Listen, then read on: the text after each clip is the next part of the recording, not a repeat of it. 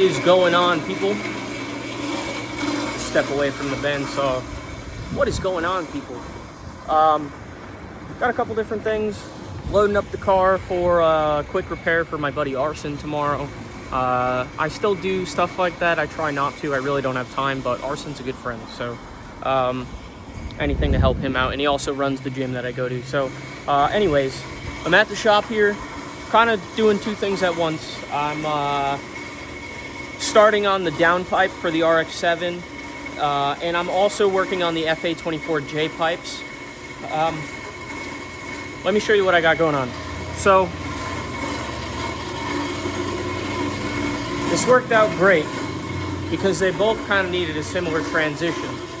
And if you saw my last video, or the short, where I tried to use PLA with 98% infill to achieve this transition. I tried it a couple different ways, a couple different designs, and I wasn't able to make anything work. So I ended up just using a metal one. But what I got going on here, to show you for...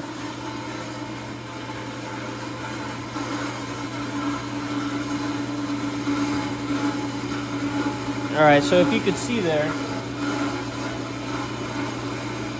working on the downpipe. So it's going to come off the back side of the turbo here, for those who don't know.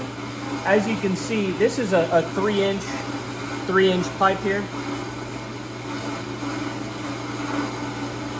And it definitely fits, but it fits inside of it. Not really my preference. There's this nice flange with a nice little fillet seat around.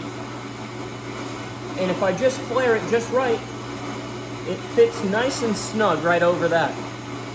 So you got yourself a nice little transition that flows nice. It's not two pieces, it's one construction. It pops right on just like that. We'll be able to 90 down and continue it the rest of the way. Now, if you saw the last video, a similar scenario needed to happen for the FA24J pipe.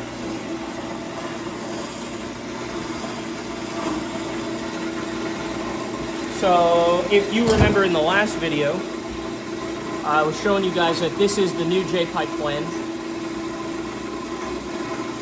This is, again, a 3-inch, which is what all the aftermarket J-pipes are sold in, a 3-inch variant. So, as you can see here, a little bit of an issue. So what I did was, using the same idea, I made a transition, and look how smooth that is, guys. Real nice. That'll flow real nice. And then plus that way I don't have to do any crazy shit, you know, to make it weld or look crazy or anything like that. So this really worked out great. So I'll be able to use it for both projects. What are we getting stuck on here? Okay, this is just finishing its cut, so I'm gonna have to take care of that, and then I'm loading up a couple different cuts. I'd like to be able to potentially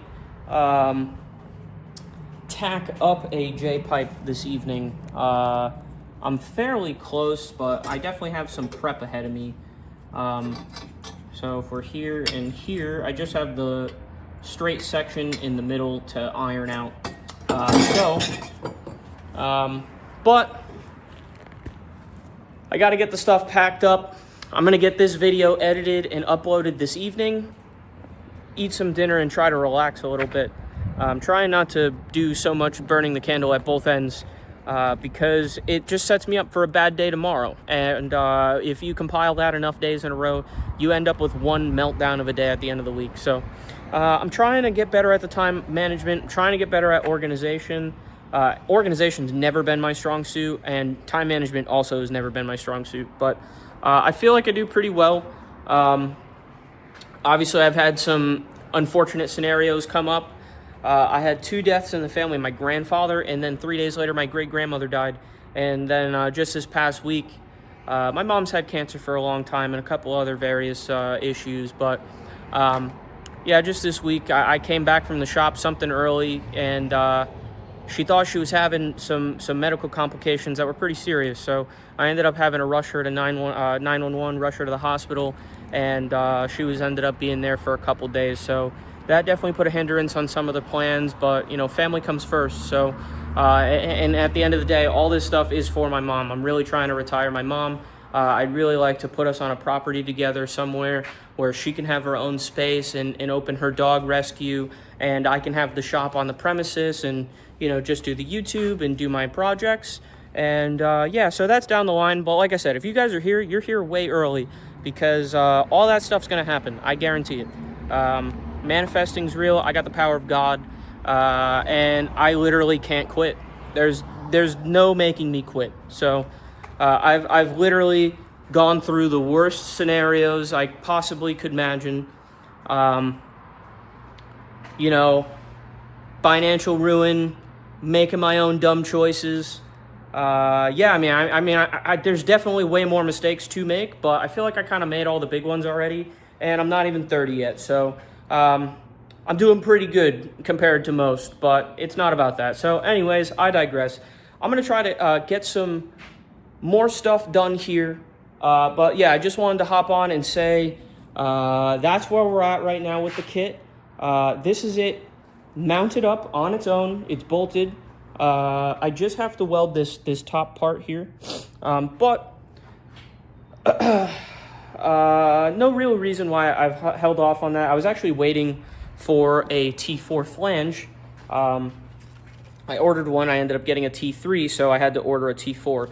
I'm using this as a sacrificial flange. I'm going to use it for the jig for this variant of the manifold. I am trying to order another set of flanges so I can make another variant. I want to make a reverse mount or low mount style turbo setup for this as well. But I'll throw some action shots in, but this is pretty much what it looks like. So I'm thinking that this is the kit that would be offered with the dump tubes and then a generic downpipe. That's the overall idea that I'm going to offer to everybody. Frank's setup's going to be a little different because he wants stuff done custom, and he wants a little bit of a more intricate system. So, you know, this is going to get EGTs. This is going to get back pressure bungs. The wastegates are coming out the side.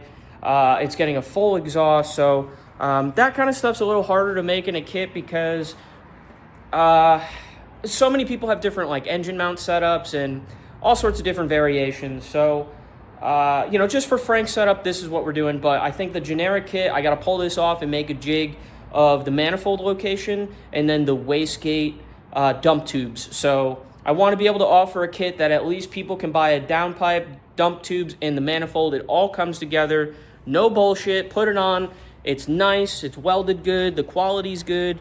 You don't wait 15 to 20 weeks for a kit that's 2 runners. Anyways, yeah, I'm trying to make some nice stuff happen. So if you know somebody who has an FC RX7 with a 13B and they have a shit China manifold, tag them in this video or send them this video.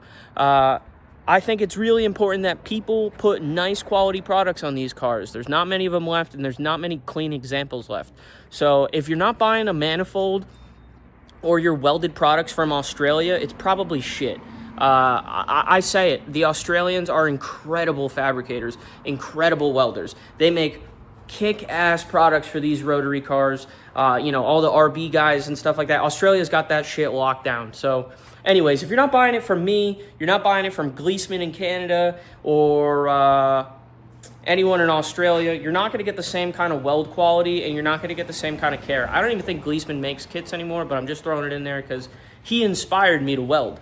And yeah, anyways, so thanks for following along. I hope you guys are liking the FC RX7 content. I am trying to get better. I want to make more content. I just want to know what you guys want to see. I do have some CAD projects to do. Do you guys want to see, you know, not necessarily tutorials, but do you want to see what goes into using 3D scans with CAD or sheet metal projects? Let me know what you guys want to see. I have a couple more things to do for this car. Then we have Mike's Mark III Supra with a 2JZ. That's getting a crazy exhaust system. It's going to be hard to fit, but he's getting a 4-inch stainless exhaust, some titanium.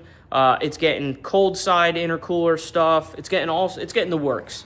The only thing it didn't get from me was a custom manifold, but that's okay. So that's where we're at now. And yeah, so thanks for following along. And please like the video. I don't even give a shit if you subscribe. Liking the video arguably helps more. Like the video, share it, you know, all that good stuff. And if there's something you guys want to see, or maybe a part for your car, tag it down below. Tag your Instagram. I'd love to follow you guys.